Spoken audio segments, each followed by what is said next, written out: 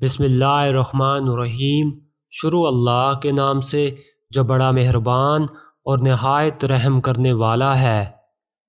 حضرت جابر بن عبداللہ رضی اللہ تعالی عنہ کہتے ہیں کہ میں نے نبی اکرم صلی اللہ علیہ وآلہ وسلم کے زمانہ میں ایک عورت سے شادی کی، پھر میں رسول اللہ صلی اللہ علیہ وآلہ وسلم سے ملا تو آپ صلی اللہ علیہ وآلہ وسلم نے فرمایا، جابر کیا تم نے شادی کر لی؟